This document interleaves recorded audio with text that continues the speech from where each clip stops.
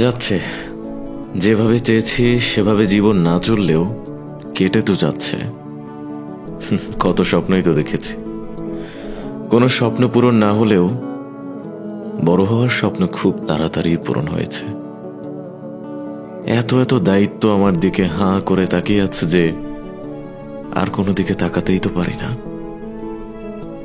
দায়িত্ব মনে করিয়ে দেয় স্বপ্ন দেখার বয়স পেরিয়ে গেছে। জীবনের কাছে বেশি কিছু চাওয়া ছিল না, শুধু শান্তিটাই আমি সবসময় চেয়েছি। জীবন আমাকে শান্তি তো দিলই না, যতটা শান্তি চেয়েছি তার দ্বিগুণ অশান্তি ফেরত দিয়েছে। জীবনটা তো এমন হওয়ার কথা ছিল না, ছিল কি?